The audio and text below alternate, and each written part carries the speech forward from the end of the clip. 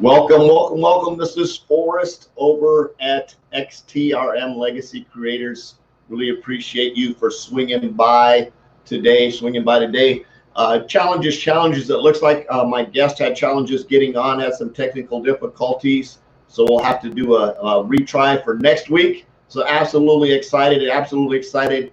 So this will be this is the Legacy launch, if you want to call it the Legacy launch, the inaugural launch for XTRM Legacy Creators. The entire intent and purpose of this is to make an impact and bring information, most likely, most of the time through interviews, being able to interview successful individuals and how they came up, where they started, how they got where they're at, sort of a little bit of what happened, what it's like now, and just throw out some tips and advice on what you need to do to maybe take the next step, or maybe align with somebody as a mentor or a coach to move in the next direction. So what I did was I jumped through some stuff really quick. What I'd like to do is talk about credit repair and go over some stuff. I pulled up a couple of articles that are really awesome. Matter of fact, after I go through these steps on how to repair your credit, I've got 5 additional steps that you can actually build up your credit if you have very thin credit. So you'll definitely want to hang around for those. So really appreciate it.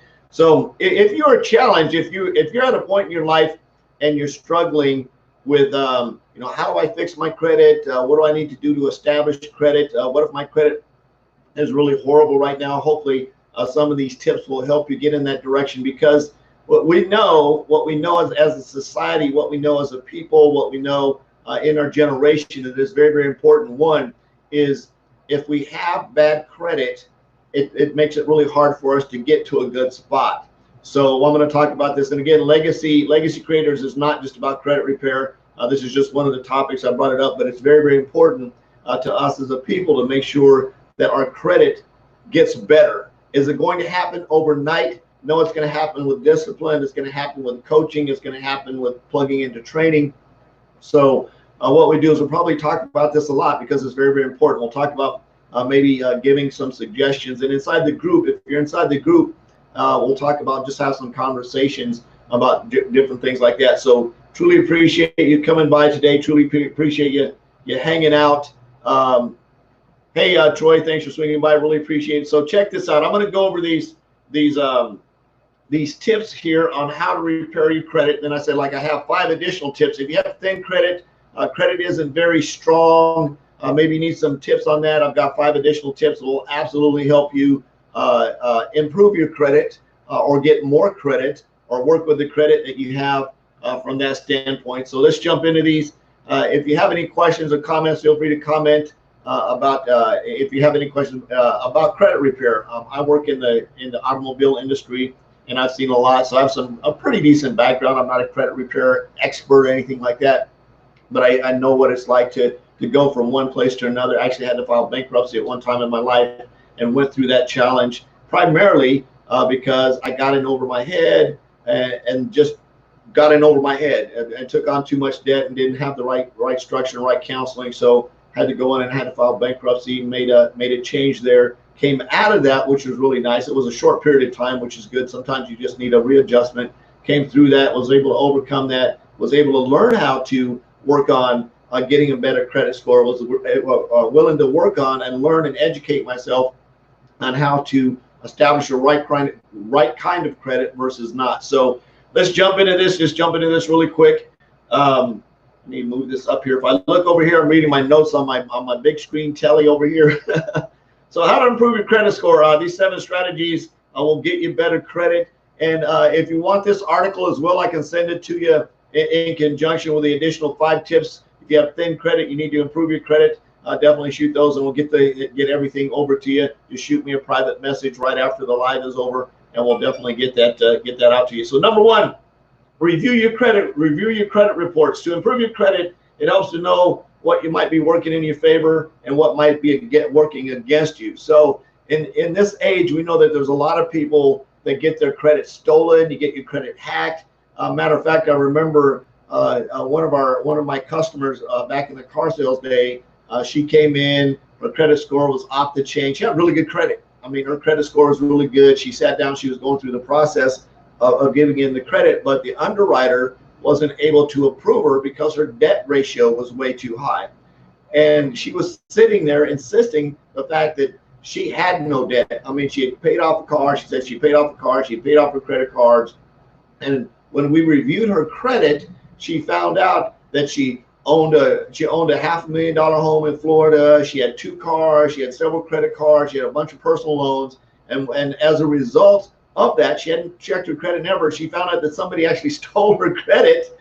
And as a result, they went out and used her credit, bought all the stuff. They jacked her credit score up, but that was great. But her debt to income ratio was so high based on her income versus what she wanted to buy. Then, of course, the underwriter's looking at what she had on her credit. And it took her a long, long time to get that credit fixed. The cool thing about it, whoever stole her credit did a good job of getting her credit score up. The bad news is she wasn't able to purchase. She had to go in and file all this stuff. She had to jump through all the, she had to hire an attorney and do just all kinds of stuff to get her credit fixed. So great evening. Hey, thanks for swinging by, Keith. Really appreciate it. So number one, review your credit. Pull a copy of your credit report from each of the 3 major credit bureaus, Equifax, Experian, and TransUnion. I like Experian. That's the one I use. They actually send out a monthly sort of update and keep track on your credit score. And I've got monthly in TransUnion. You can do that as well. I don't do any updates from Equifax right now. I probably should, but I can go check that out anytime I want.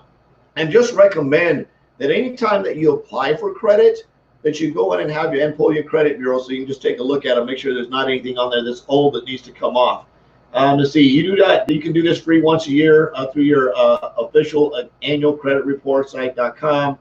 Factors that can contribute to higher credit scores include a history of one-time payments, low balances on your credit cards, a mix of different credit cards and loan accounts, older credit accounts, and a minimal inquiries of new credit. Late or missed payments, high credit card balances, collections, and judgments can be major credit score detractors.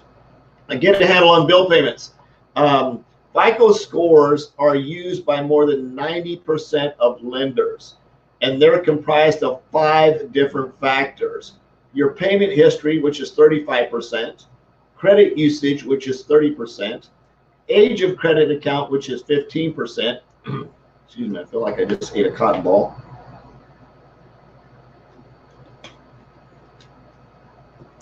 So what did we just say?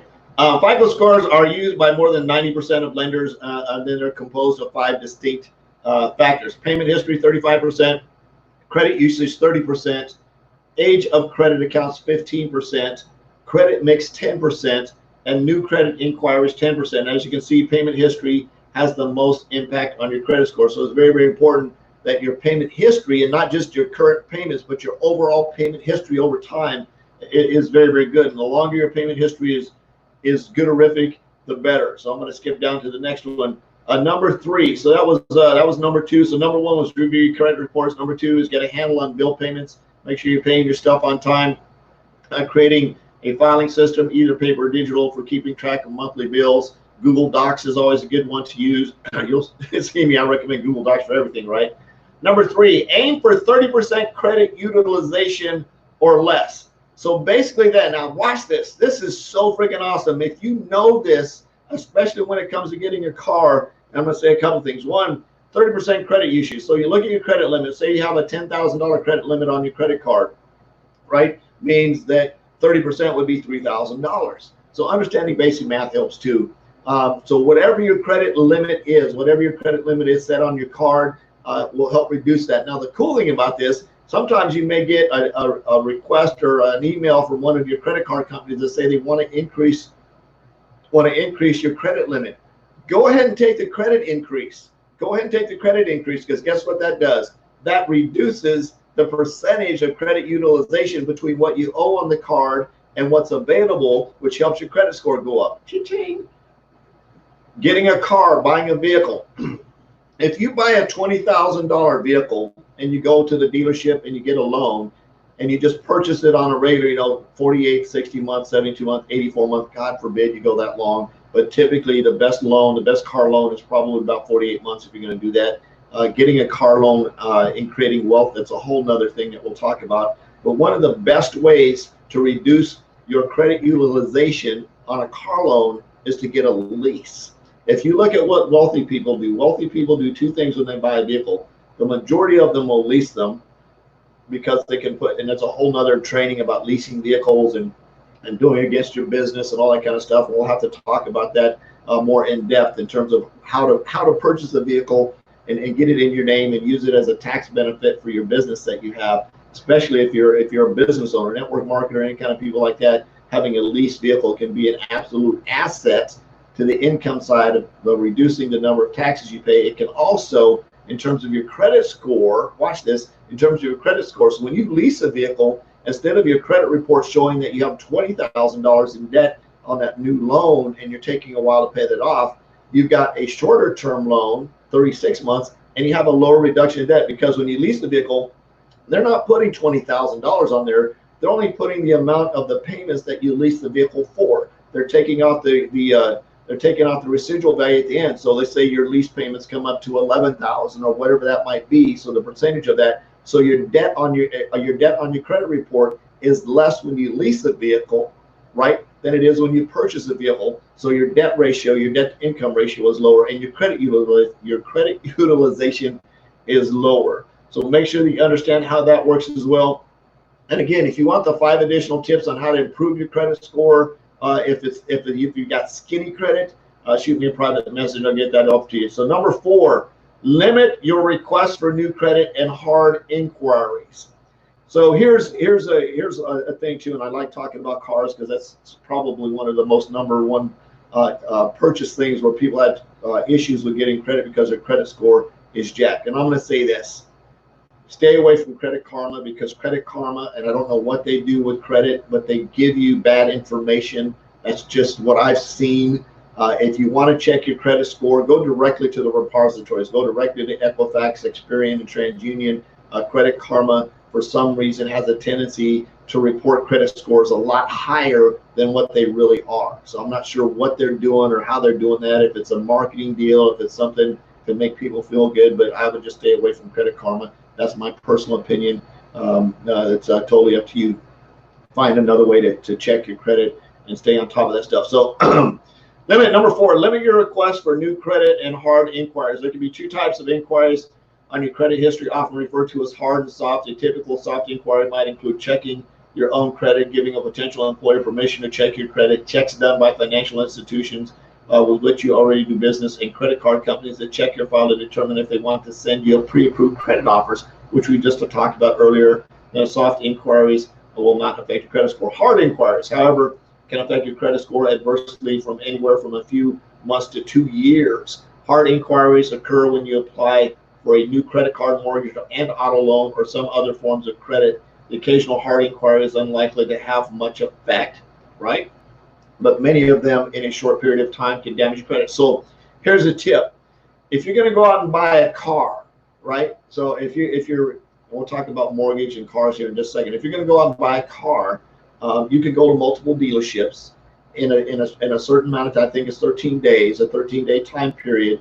You can go car shopping. If you're going to apply for a loan, you're going to have them pull your credit. But the cool thing about it is the repositories understand that people don't necessarily just go to one car dealership and have their credit card pulled, that they might go to multiple locations. So it only counts as one hard credit pull for your credit when you're applying to buy a car, right? Now, if during that 13-day period you apply for a car, you apply for a couple of credit cards, and you apply for a personal loan, your credit score is going to drop like crazy.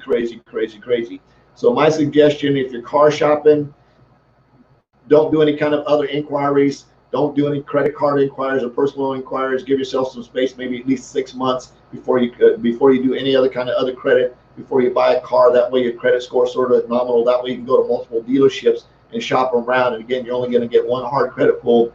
And it doesn't matter if you go to 10 dealerships or not. Just do it in less than a 13-day time period. It's only going to affect your credit one time. Now, the challenge with that is make sure before you do the credit pulls, if you're going to shop for a car, car dealerships go to the same banks. They all use the same lenders. They all do the same stuff. If you think your credit is bad, you might want to check your credit before you go to a car dealership. Go to Experian, go to TransUnion, go to Equifax, check your credit scores so that you're not walking in assuming that just because you don't have credit, you haven't had a lot, that you have bad credit or that your credit score, you might qualify for more vehicle than you know. So just do that. Find the car that you want to buy first, and only apply to that one dealership after you pick that vehicle out, and don't run your credit multiple times. So just find the car you want, then run your credit. Hopefully everything will work. And just remember, if it's the first car that you're buying, your chances, your credit score, your payment's probably going to be a little bit higher. Your interest rate's probably going to be a little bit higher because you don't have any history in that area. Number 5, make the most of a thin credit file. This is what I talked about earlier. Having a thin credit file means you don't have enough credit history on your report to generate a credit score. And establish an estimated 62 million Americans have this problem. So that's basically 1/3 of America have. Unfortunately, there's a way that you can fatten up a thin credit file. If you like those 5 tips, shoot me a private message, and I'll definitely get those 5 additional tips to you. One is an Experian, what they call Experian Boost. It's a relatively new program, collects financial data that isn't normally on your credit report, such as banking history, utility payments, include them in your FICO score. So you got to be careful with this, right? So for those of you, if you decide to do this Experian Boost and you say, oh yeah, cool, I'm gonna put my mobile phone in there or whatever, you need to make your mobile phone payment on time before the due date, right? If it's due on the 15th of the month, make sure that you pay it on the 14th. If you use this Experian Boost and you miss that payment, or you're late, or you're doing utility bills, some people pay you their utility bills and they might skip 60 days, that will jack your credit up by trying to increase your credit. So be very, very careful. If you're not used to paying your utility bills and your phone bill and stuff actually early or on time, then you might want to be careful with that Experian Boost program, right? Let's see. And if you want this article as well, just shoot me a private message. We'll get that to you too. Number 6, keep old accounts open and deal with delinquencies. Keep old accounts open and deal with delinquencies. So if you do have an old account that is closed, so I'll read it right to you. It said, the credit age portion of your credit score looks at how long you've had your credit accounts. The older your average credit age, the more favorable you might appear to lenders. If you have old credit accounts you're not using, don't close them down while the credit history for those accounts would remain on your credit report. Closing credit cards while you have a balance on other cards could lower your available credit and increase your credit utilization ratio. This could knock a few points off of your score. And if you have delinquent accounts, charge-offs, or collection accounts, take action to resolve those. If you have an account with multiple late or missed payments, for instance, get caught up on the past due amount, then work out a plan on making future payments on one time. And you can also, if they go into collections, you can also reach out to the creditor and maybe agree to pay a reduced amount of the total balance. Just get on the phone and call them and say, hey, don't have this, especially with everything that's going on in the economy right now. You can reach out and just say, hey, I've got this balance over here. Can we agree? Maybe you've got some money. And make sure that if you agree to pay that smaller amount, that you pay it, right? Because they're not gonna let you reach out again. It's not a manipulation deal, because they're gonna keep trying to put you in collections until you agree to pay that smaller amount. So just make sure that you take care of that if you agree to do it. And number 7, use credit monitoring to track your progress. Credit monitoring services are a way to see your credit score changes over time. These services, many of them which are free, monitor for changes in your credit report, such as paid off account or a new account they've opened. They typically also give you access to at least one or more of your credit scores from Equifax, Experian, TransUnion, which are updated monthly. So basically the bottom line is improving your credit score is a good goal to have, especially if you're planning on applying for a loan to make a major purchase. It also just makes life a lot easier. It keeps more money in the bank. If you pay less interest, you get more money in the bank. Gives you a way to create wealth. Gives you an opportunity to buy homes. Gives you an opportunity to buy cars. Gives you an opportunity to do things that you wouldn't normally do if you have horrible credit. So absolutely, absolutely, absolutely. Again, if you would like this article and then the 5 additional ones we talked about, improving your thin credit. Where'd it go? Yeah, making the most of a thin credit file. If you like those 5 additional tips, shoot me a private message to get those over to you, as well as this article here.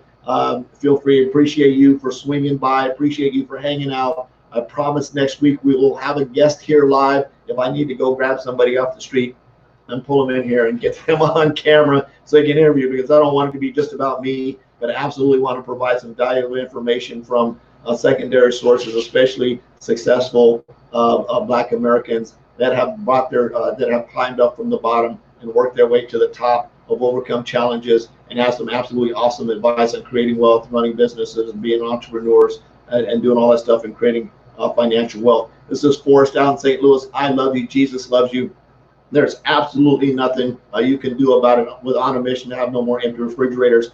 Go out and create a legacy for yourself. Peace out. We'll see you tomorrow. Bye-bye.